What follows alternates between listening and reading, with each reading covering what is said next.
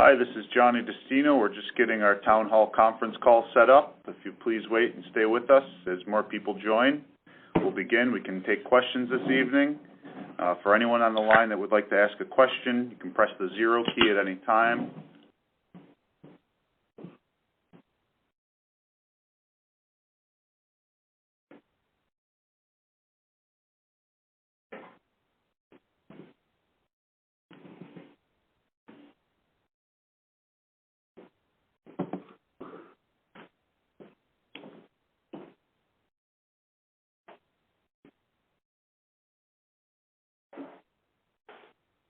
It looks like our phone lines are building up here, and we start having some people on here. I just introduced myself. I'm Johnny Destino, your endorsed Democratic candidate for New York State Senate this year. I'm an attorney in the city of Niagara Falls School Board member, a member of the Orleans-Niagara-Bosse School Board, and we are just about ready here. I'm joined this evening by Niagara County Legislator Jason Zona and Tony Farina, former Channel 2 investigative reporter from Buffalo.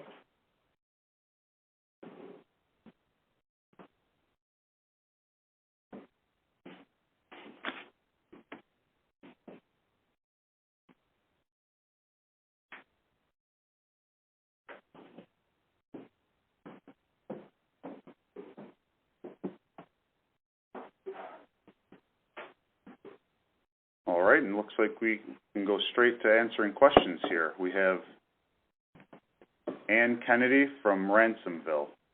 Hi, Ann. Yes, I would like to know what your position on the Common Core that's being taught in our schools right now here in New York State is, and what you would do to except that most of the educators throughout New York State are not pleased with this, and how you would combat it. Thank you very much for the question, Ann. As a school board member and as the endorsed candidate by NYSUT, I know that there are a lot of problems with the implementation of the Common Core, and it's surprisingly, many of the teachers are in favor of it. It's just that they want to have their input on the process. This was a top-down mandate from New York State and the State Education Department, and the way that it was implemented, it did a lot of damage to some of our students. I am the father of 3 young elementary school-age children, and you cannot drop a child into the middle of a Common Core curriculum. We should have phased it in over a period of years, starting with the kindergarten class, and I think a lot of our legislators realized that they made a mistake on this. I support the Common Core in its efforts to normalize the teaching of math and English across. The second grade math in New York State should be the same as second grade math in Utah. That the goals and the aims of the Common Core curriculum are laudable. It's just the way that it was implemented that we had the largest problem with. Next, we'll go to Sally Bishop in Youngstown. Good evening, Sally. Yes, I have a question. Sure. It seems like the young people nowadays, even some of the clerks in the stores, don't know how to make change. They're not able to count or multiply in their head or anything anymore. Will this be changed? That's a great question. On the Bosse's school district, we actually have living skills that we are still teaching for students. We've drifted away from this in public schools, and I think this would be a laudable program to bring back. We teach home ec skill. We don't have the home ec program that we used to, where we teach people how to do laundry, how to cook dinner for themselves, how to balance a checkbook.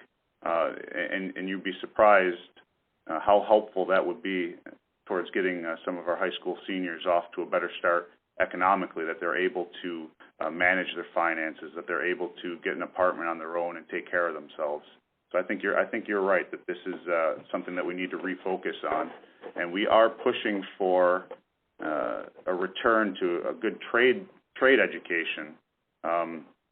We used to have shop classes at the high school level where you could learn a skilled trade and graduate, starting off with a good paying job. This is something we've expanded greatly on the Bosse School Board. we are responding to the marketplace. We've got an accelerated buildup of our welding program. We've got companies around the area that are struggling to find skilled trades. So we are meeting that need on the BOCES level. With so many of the issues in education in New York State right now, I think that's one of my greatest qualifications is my expertise in education at the primary, secondary, and the BOCES level here. Well, there's almost nothing more important than that, John, and that's a lot you bring to the table. This is Tony Faria speaking, and I think that these schools have to have a curriculum that offers something for everyone. Not everyone is created equal, as we know, and every one of our children should have an opportunity to learn a skill that will help them later in life, even the elementary skills. So, yes, I agree with you 100% with that answer. Thank you, Tony. Yep. Next, we'll go to Geraldine Messer in North Tonawanda. Good evening, Geraldine. Hello? I don't believe Geraldine's still with us. How about James Van Horn, North Tonawanda? Hello, James. Hello, you're on the air. All right, we're not having success with a couple of these numbers. Let's go right here in Niagara Falls. Marcia Hewer. Hello, Marcia, are you there?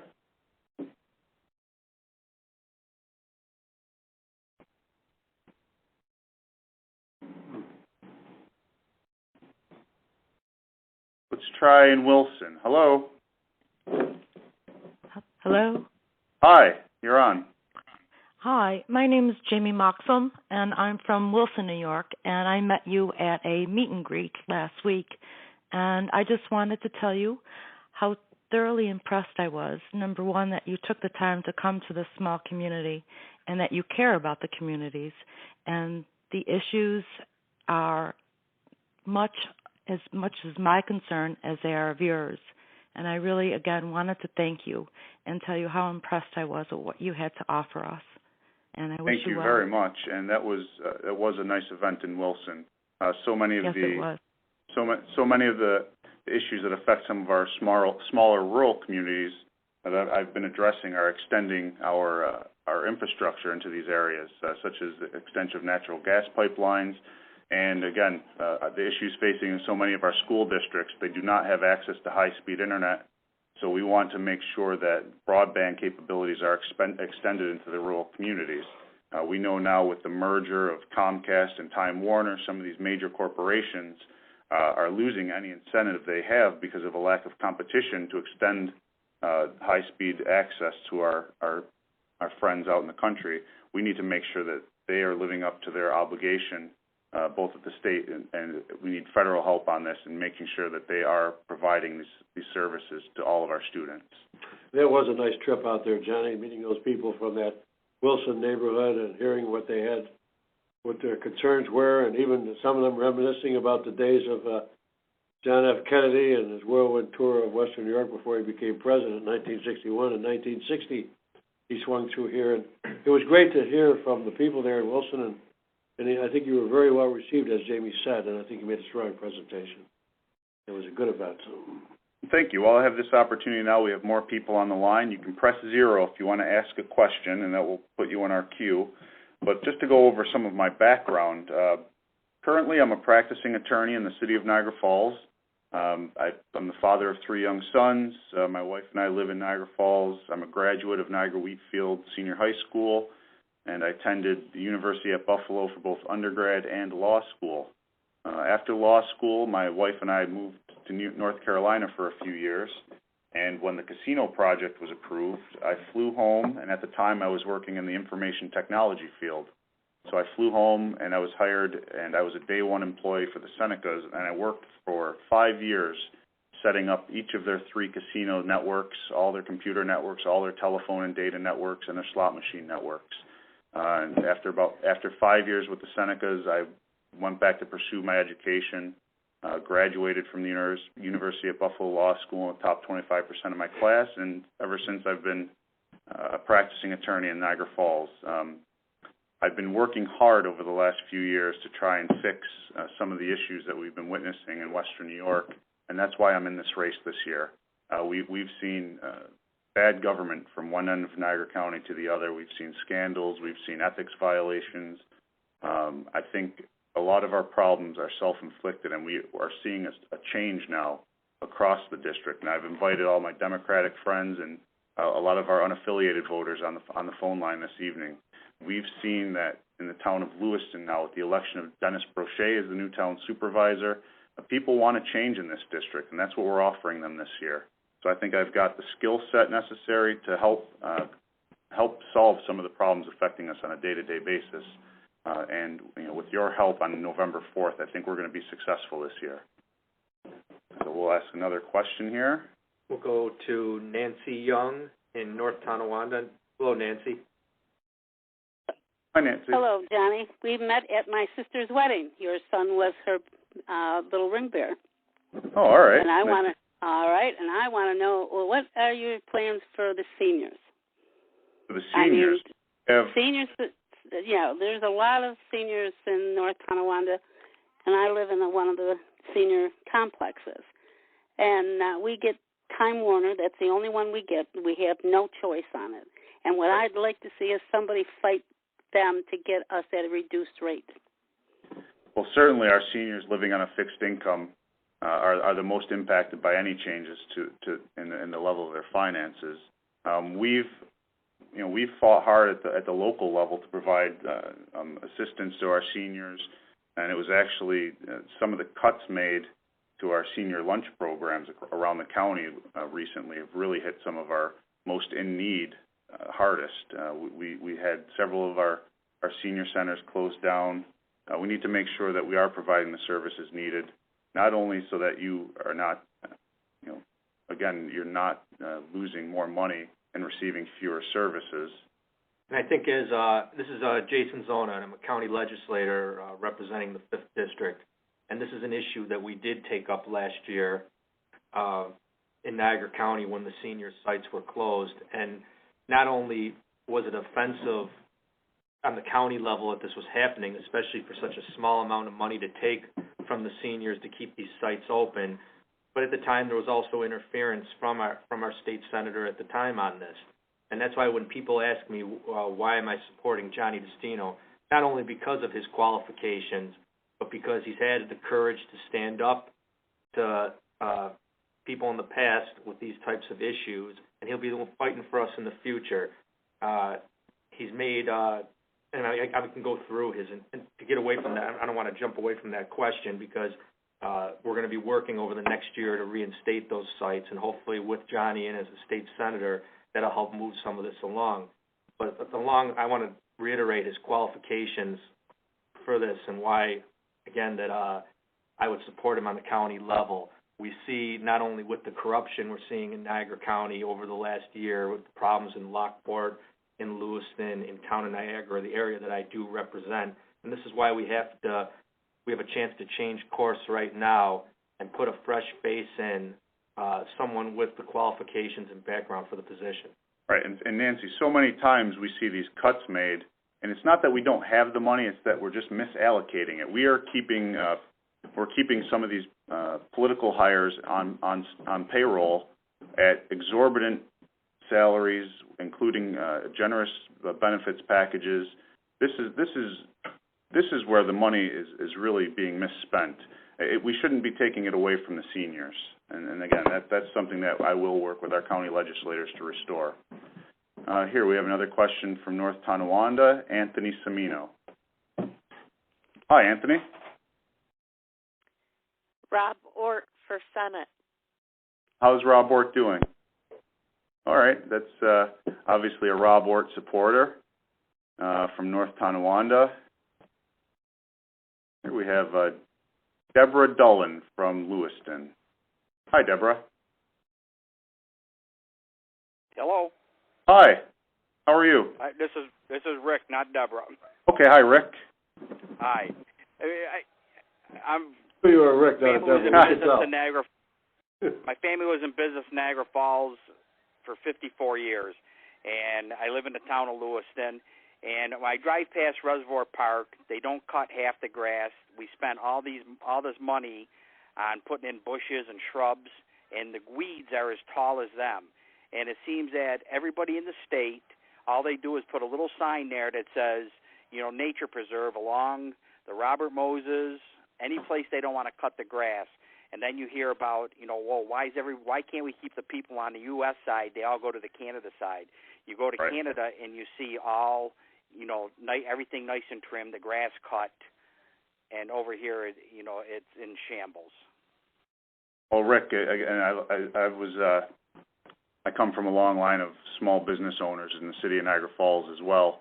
It is a shame that we can't properly take care of our region, but a big part of it is the amount of money that's taken from us out of Western New York and into Albany that's not reinvested back into our area. One of my big platform items is to start making sure that the power proceeds from the New York Power Project are kept in our area. We've seen in the last 4 or 5 years over $600 million swept out of the Power Authority account from the Niagara Power Project into the Albany budget. This can't continue. We see how effective politicians and representatives such as Congressman Brian Higgins has been for his district in revitalizing the Buffalo waterfront. That's what we need here, and I plan to work with Congressman Higgins to restore our waterfront, and the Niagara Power Project proceeds are going to go a long way toward doing that. So next question, we can go to Kathleen Littlewood in Niagara Falls. Kathleen? Yes. Hi, how are you tonight? Okay. I had a sewer backup last year when the sewer came from the power project. I was told by 2 people in federal thing that it was the cause of someone not shutting off a valve. That's why all that sewage came back up into my house and other people. We were told to go to City Hall to sign up in this mobile home they had there, a van, and we had to sign up in there for reimbursement. I never saw reimbursement, and nobody's contacted me. All right, Kathleen, thank you for the question. Kathleen, thank you. I was involved with that at the time. In fact, I probably met you at the City Hall parking lot last year when they were doing this. And what happened was the state, after a few months earlier, they had the storms in Lockport, and they were able to get reimbursement for the Lockport through the help of the state senator at the time. What happened here with it was about a month and a half later when the storm hit here, they came from the state, they told residents to go through, come down, file a claim with the city. And in fact, it was for Town of Niagara, Lewiston, Wheatfield, and I believe North Tonawanda residents as well came to Niagara Falls City Hall to do this. Unfortunately, it was never moved through the state any further. So we have hundreds, if not thousands, of residents that filed claims that were told by the state that you're not going to get any reimbursement. There was no efforts made by our state representation to take care of the residents that were hurt here. And this is, again, another reason why it's important that we change course here with new leadership.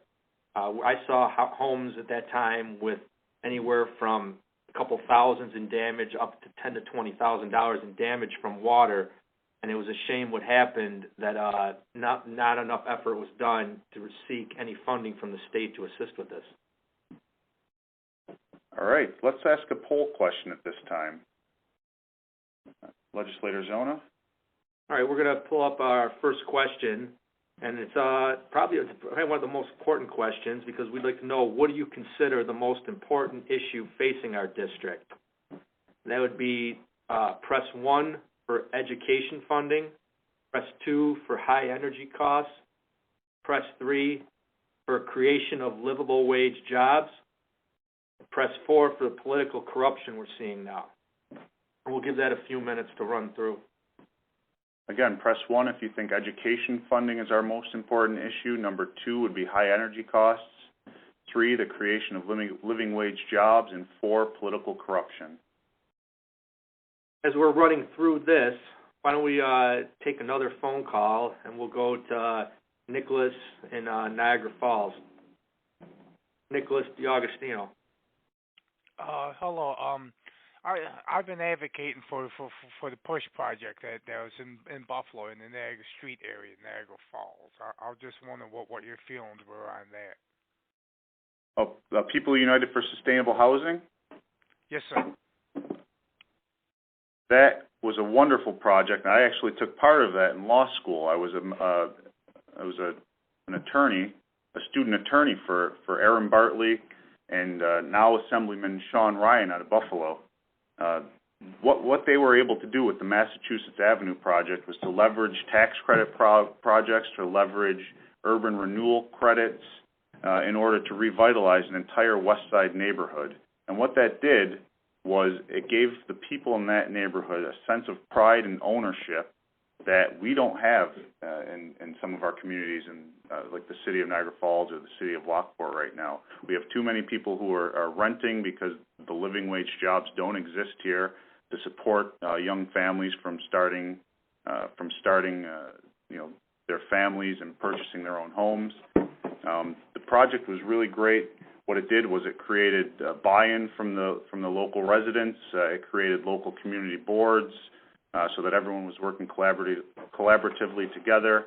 And I would love to bring that and copy that in Niagara County. And I think this would go a long way towards stopping some of the decline we see. But first, we do need to start creating creating the conditions necessary to create the living wage jobs. And that's something I will do, is push for some high road economic development projects like we're seeing in the city of Buffalo now that is revitalizing their entire economy. So let's see, we have our results. I might add to that, John, you're going to be hopefully working with the Democratic majority in the state Senate, team up with Kathy Hochul from Buffalo and Governor Cuomo. It's going to be a pretty strong team there. This will be the strongest team we've ever had from Western New York, and I think with your help on November 4th, I think we're going to go a long way toward revitalizing the Niagara Frontier region. All right, we'll take another call. We'll go to another one in Niagara Falls. Dennis, are you there? Yes. John, I wonder if you could talk a little bit about the process and how George Maziar and Rob Ortt deceived the people during the petition process. I mean, you went out and you got petitions. You were the choice of your party. You went out and actually got signatures. Rob Ortt never got one signature. George Maziar knew ahead of time that he was not going to run, yet he went out and got signatures. Gina Arnold, who was on the Republican line, went out and got signatures. But Rob Ortt was not the choice of the people. He was the choice of George Maziar. And, we could see it's all part of the culture of corruption in Niagara County. I mean, we've seen what happened in Lockport with George Maziar's brother-in-law. He was the treasurer. And look at Lockport's in financial ruin. Can you talk a little bit about the corruption that's going on in Niagara County? I can speak to that, and we'll go over the poll results quickly.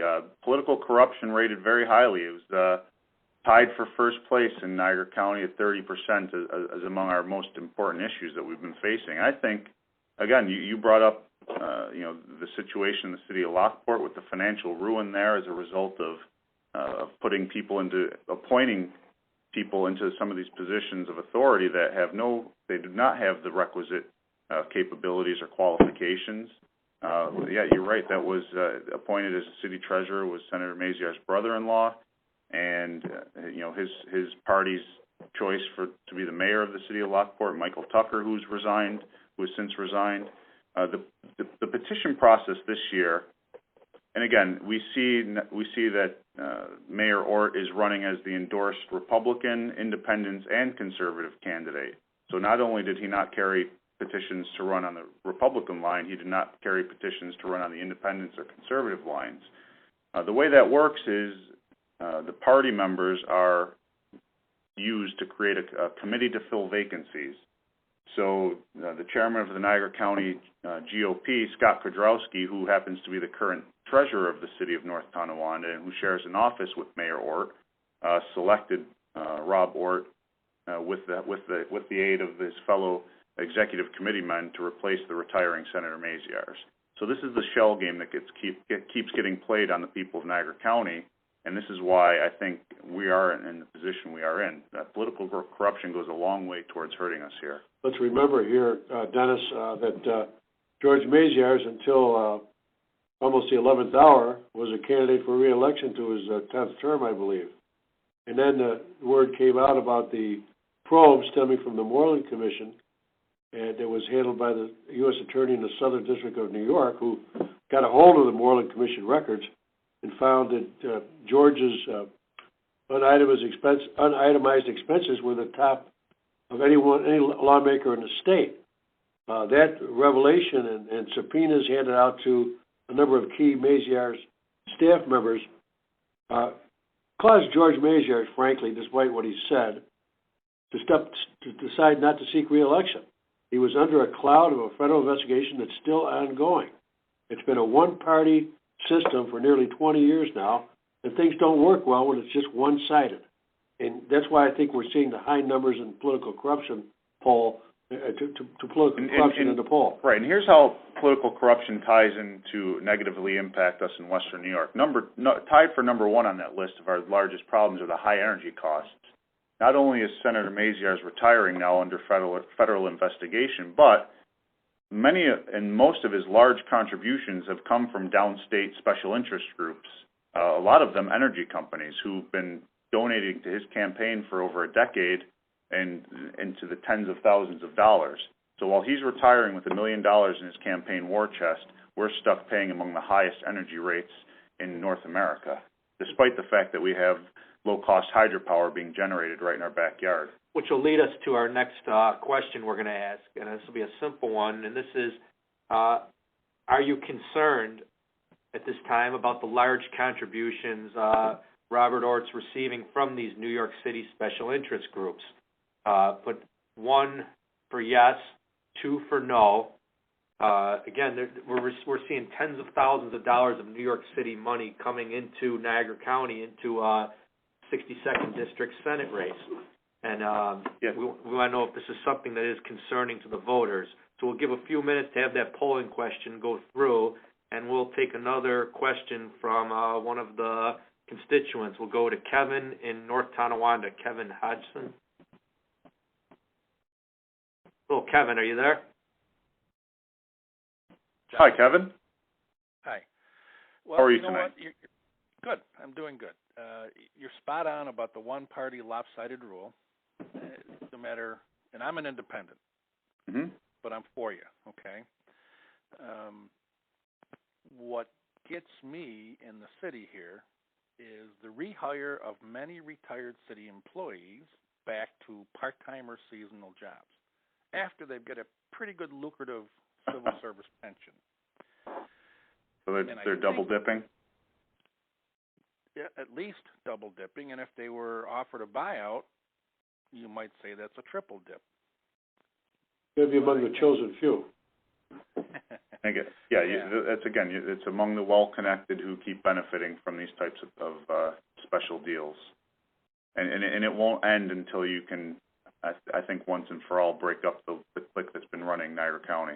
It's time for change. And no surprise on the poll question here. There's certainly 83% of the people are concerned about New York City special interests coming in and influencing Western New York Senate District.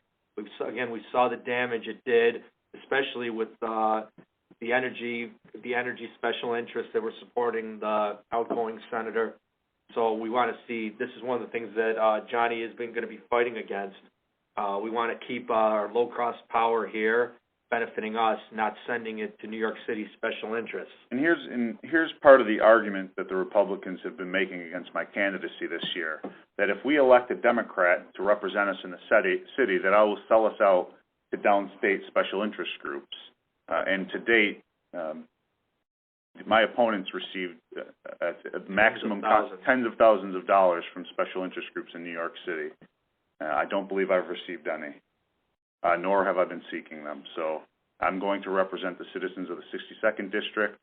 I'll put all my efforts forward to making this a better area for us and our families to live.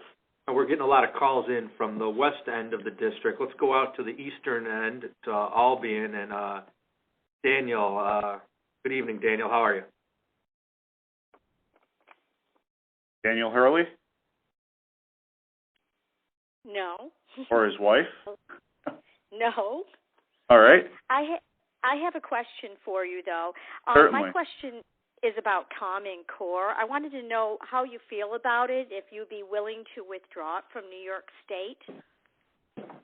I would not be willing to withdraw it from New York State. I think the largest problem with it has been the implementation, and I did receive the endorsement of the New York State United Teachers Union, NYSUT, and I am also a school board member on the City of Niagara Falls School District and the Orleans-Niagara-Bossies School Board. The issues with Common Core and the teachers' largest problem with it is that they were not consulted with how it should have been implemented. We've dropped it into place without thinking it through, and so often now we've been rushing through this legislation. And if you recall, it was tied to the federal Race to the Top money that we received. So we pushed it through with all these artificial timelines that it had to be in place by, and that's why it hasn't worked. I support the theory that teaching math in New York State should be the same as teaching math in Nebraska. There's no difference in the sets of facts that are needed. And again, some of the ways that they are implementing it and some of the curriculum that's in place right now, it hasn't worked. But we need to listen to our educators. They are the professionals in education, and we can fix it, but we need time. Now, you know that the timing of doing this call tonight it wasn't done by coincidence. We know at this point that the Republican Party is going to use their huge advantage in money, and they're going to start doing a lot of negative, dirty campaigning on Johnny. This coming up soon. It's a regular playbook that most Democratic candidates in Niagara County have seen over the last decade. So we want to ask another question here of the callers this evening. Does negative campaigning affect who you vote for? Press 1 for yes, 2 for no. We want to know if that makes a difference, or do we follow the qualifications and experience of the candidate? And as we're waiting for this to go through, we'll take another call. We'll go out to Lockport to Patricia. Patricia, how are you? Hi, Patricia Meese. Or no, some of these names may not tie up to to who's actually on the line. We have Patricia from Lockport. No, let's try another. Why don't we try? We'll go to Claudia in Niagara Falls. Claudia, are you there? Hello, Claudia. Claudia what? Or you're on the line. Well, this is not Claudia. Claudia is my wife. This is Bob Katangian from Niagara Oh, Falls. hello, Bob. Okay. Hi. How you doing, Mr. Destino? Good. I just people need to know, and I don't have a question for you, but I do have a comment. I think that this is a great opportunity for Western New York to be able to elect somebody to represent our area and to represent us well, and to be within party lines with our governor, our lieutenant governor, our congressman, and our mayors, so that Niagara Falls and Western New York will be able to benefit from the luxuries of Albany. And I commend you, Mr. Destino, for taking on this task. I know that there was a question on Common Core. You are absolutely right. I think what you will do as a school board member will be able to work with the school chancellors, the state chancellors, and work with them in order to come up with a better solution on how to roll out different programs for education. And I also think that you will be a wonderful representative of this area. So I congratulate you for running. I also congratulate you for running a very positive campaign. You are not running against George Maziere, so there is no need to discuss that, because you are running as Johnny Destino, who will be our next senator. So congratulations to you, and we wish you a lot of luck. Thank you very much, Bob. And you're right. We have a lot going for us here in Western New York. And if we can just all work cooperatively with Albany, just as we've seen Mayor Brown in Buffalo, with a strong Democratic senator and Tim Kennedy, they are revitalizing their area. If you haven't been down to downtown Buffalo lately, I recommend taking a trip and checking out their waterfront, checking out their new medical corridor. We have what Governor Cuomo has called the jewel of Western New York right in our backyard in the city of Niagara Falls. And it's about time that we started to develop it. I've lived here most of my life. I've watched the decline. I've watched the families broken up from having to leave Western New York to find a job elsewhere. There's no reason that we can't turn this around tomorrow if we just all work together. And I've promised to work with Mayor Deister, who's endorsed my candidacy, and I pledge to him that he will finally have a partner in Albany. But we will need your help on November 4th. And we're seeing now as the question we closed off, does the negative campaigning affect who you vote for? And it seems by a pretty wide margin that it says no, it does not. And that's a good thing, and we want to make sure that the voters know that we follow the experience and qualifications of those who are running, and we don't fall into the negative campaign ads and the wasteful money that's put out there in these races to influence who wins these races. I think it's very important to note that when you're running for a position like state senate, to have the experience with the education background, serving on a board of education that runs a $130 million budget, you're the board of directors of a $130 million budget on top of another $50 million budget with the BOCES board. It's someone that's in a legislative position now that knows how to manage a budget and knows the issues that are most important right now that we're facing in Albany. I think we've heard this is Tony Frein again. I think we've heard very little from Johnny's opponent in this race. I don't believe I've heard from him at all or seen any comments he's made. When the issue came as to how the Working Families Party line wound up with somebody who actually was helped by Republicans, the comment came from Albany from the Republican Senate Campaign Committee, not from Bob Ord. He remains, out of sight. So, and again, as far as the negative campaigning, I understand why that is scoring high in the polls. I'm certainly not in favor of negative campaigning.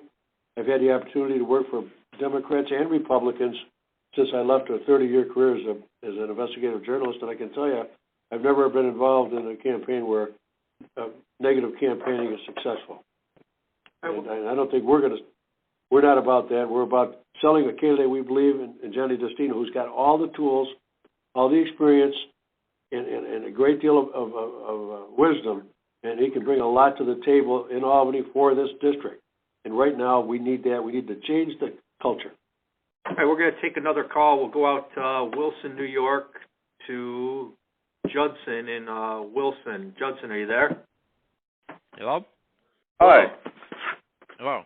How are you tonight? I'm good. I want to know how you feel about, say, if the vote come up on the repealing the SAFE Act. How would you feel about that? I were in Albany at the time when the SAFE Act was rushed through. I would have voted to oppose it, and I would vote again to oppose it, simply for the fact that I don't believe in rushing legislation through without making sure that it complies with upholding our constitutional principles. This was what we saw was perhaps and again, as a school board member, we were devastated by the tragedy in Newton, Connecticut. But I believe rushing at something accomplished without making sure that it was good law is the problem. We've seen it time and again where we're having to go back and correct some of the problems created. Look at the Common Core implementation. We rushed it through. We didn't get it right. As a legislator, I think that's important because it's easier to get it right the first time than to go back and fix it. All right, we'll go out to Newfane to Anna. Anna, are you there? Anna Newfane? Yeah. How you doing? Pretty good. I just wondered what was going on with Pfeiffer Foods in Wilson. It's been idle for 5 years. It's such a nice building. I wonder if somebody could invest something in it or start a business up. It's a shame to let the thing waste there. I worked there for 30 years, and they came and shut the place down 5 years ago, but it's just idle there. Thank you for the call. And that's a great example of a plant that was for years a lifeblood of the area, in the Wilson area. And this is where if we had, and when you talk, we go around, we talk to manufacturing firms all the time, especially with Niagara County, dealing with our Center for Economic Development and the IDA. And this is where it's critical with help from a new state senator, where low-cost power, if we were taking care of all manufacturers, all large industrial manufacturing jobs for Niagara and Orleans County with low-cost power coming from the power we're producing in our backyard, when you talk to these companies that are interested in coming here, they clearly state that power is one of the biggest, if not the biggest, after the employee costs, biggest concern that they have with opening up in this area with the high cost for electricity. And again, that's our economic advantage in Western New York, or should be, our low-cost ability to create cheap hydropower. This is something that we can fight for tomorrow to start helping our companies out, helping to relocate new industries to Western New York. Now, we're going to wrap up shortly, but I just want to go through some of my platform items that I think will be important to push through in the next few years. So many people now are struggling to pay their children's student loans. I went back to school as an adult, so I too now am paying student loans, and the interest rates on so many of these, both federal and private loans, are outrageous. It's almost essentially another mortgage payment every month. We've recently seen news that New York State's credit rating has improved tremendously. Again, I think we've been doing things the right way in New York State, and we're heading in the right direction. I would like to see a program created where we would allow New York State citizens and residents to refinance their children's student loans at lower interest rates, easing some of the burden on those monthly payments. And we can do this. If New York State can borrow money at 1%, and we can refinance some of these double-digit percentage student loans at 3%, 4%, or 5%, that will immediately free up capital and help ease the burden on our middle-class families. I want to expand our infrastructure, our 21st century infrastructure into the rural areas. That means extending natural gas lines and broad-based fiber optic networks. I am going to push for the immediate end to the gap elimination adjustment to restore funding for public education. Too many of our children are suffering now from cuts in programs. My high school, Niagara Wheatfield, has suffered devastating cuts to their sports and music programs, and even was considering having to cut kindergarten classes. So with that, we're going to have one more poll question. Probably the most important question of all. We'll try to squeeze in one or two more callers, but we have, if the election were held today, would you support Johnny Destino, the endorsed Democrat, or Robert Ord? To go 1 for Destino and 2 for Ord. As we go through this, we'll give it a couple minutes to run through. Let's take a caller. We'll take a question from Medina, Teresa in Medina. Are you there, Teresa? Hi, John. This is Jack Gilmer from Kendall. Hello? How are you tonight? Good. I wasn't sure if I got a hold of you there or not. You're on, John. I just want to let you know, John, that things went good. Everybody seemed to be turning heads when you came through, so that was a good thing. Well, again, I'm not going to forget Orleans County. I'm not going to forget Monroe County for those listening out in the far eastern end of the district. We are going to work together to move this Niagara Frontier forward. Well, that's great. I just want to let you know that the comment was that you're well received. I was surprised that. Oh, sorry, John, we lost you there, but thank you very much, and I enjoyed my time out in Kendall with you. And we'll take one more call. Catherine in Lockport. Hi, yeah, speaking from Lockport, I am concerned about corruption, what's going on, but my main concern is where you stand on the closing of Western New York Children's Psychiatric Center. Oh, I am opposed to our closing of our mental health facilities. We so often people want to consolidate and privatize some of these facilities, but the fact of the matter is that the private sector can't provide the level of services needed for some of our most at-risk youth, and this is this is again, we can't keep cutting services to our most in need residents in New York State. And we'll take one more call. We'll go to we got Mary in Niagara Falls. Hi, Mary. Hi. I'm disabled, and in fact, I've been a Democrat for 58 years, and I actually changed to become an independent because I don't see the Democratic Party as representing me anymore. When Spitzer took office, he cut all our benefits. Governor Cuomo just closed the only handicap-accessible workers' comp board there is in Niagara County, and I don't have any chance of due process now.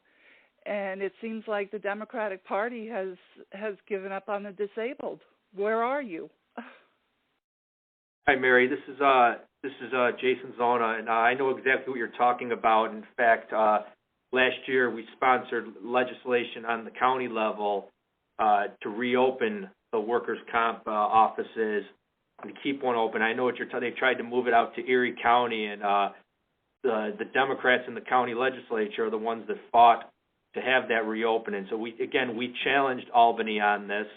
Hopefully, again, and we see a Democratic state senator, Johnny Destino, get elected this year that will help prevent these types of actions from taking place. But I know exactly what you were talking about because we sponsored legislation to reopen that, even offered a different location to use on the county that was voted down by the Republican majority in the county. So it's not that right now that the Democrats are turning their back on you. Don't give up just yet. I think if we get some new voices in there, right, and you might see some changes. And remember, for 20 years we haven't had representation that's really been fighting for us. We've seen the corruption, we've seen the self-dealing, we've seen bad IDA investments. We've seen, as a school board member, we've had to write off over $9 million in failed IDA projects. That's where the money's going, and we need to start reallocating it and making sure that our most at-risk residents are being taken care of. So with that, I want to thank everyone who participated this evening. I enjoyed this tremendously.